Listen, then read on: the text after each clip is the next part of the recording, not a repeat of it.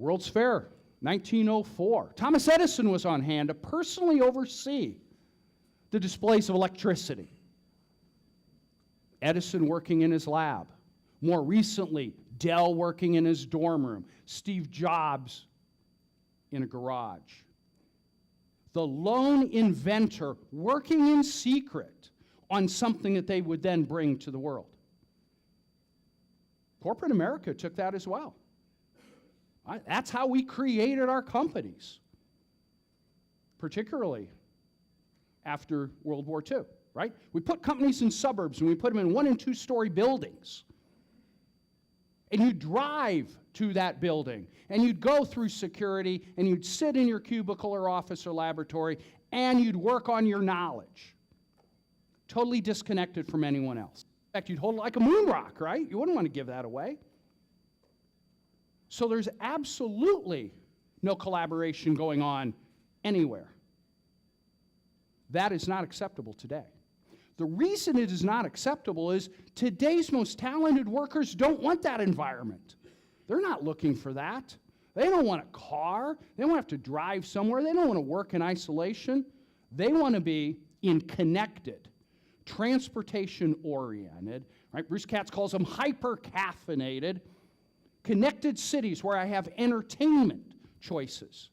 I got workplace, I can learn, I can do all of these things that really activate this kind of environment, and most importantly, I can share knowledge and ideas with other people. That is how innovation's done today. The lone wolf is gone, and today it is wolf pack innovation. And so the companies who can win are the ones who can create the strongest wolf packs, right? And so how do you bring all of those together? That is what an innovation district is. It's what Katz calls the 21st century's productive geographies. For Wexford, they're entirely based upon access, proximity, and infrastructure. And particularly that proximity to a leading research engine, an institution like WashU and what's happening at Cortex, like the Danforth Center and what's happening at Bridge Park. Because that's where you find talent. It's where you find technology. But also, and what's beginning to emerge, is it's also where you find know-how. The cities that are the smartest aren't the ones that only rely on the technology transfer office of a university. My apologies to Nicole, who is here from tech transfer at WashU. But they also access the university's know-how. They access its resources. They access its labs. There's a lot of exciting things that are happening. There's a lot of exciting infrastructure here that is unique. And companies can come if there's a pathway to access that. And so you can begin to aggregate that in together.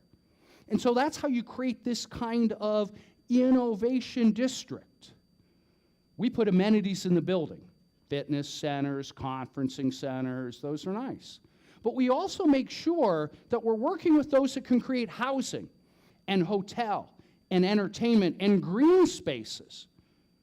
Maybe you've heard of what's called Cortex Commons. It's coming. It's stretching down Boyle Avenue, an iconic spiritual center. There's one being worked on through downtown St. Louis right now. I kind of saw some of the construction yesterday. It's like a Greenway River or something, I think they call it. These kind of iconic spaces that bring people together. So I don't know about what's happening with Jim's firm and Square and how many hours they work, but I took a look at how many hours entrepreneurs work across the world. Right now, we think about entrepreneurs 18, 20-hour days chugging away. When you look at the amount of time they spend in a lab doing bench science, coding, at a desk, it's only 9 hours. So where's the rest of those hours come from?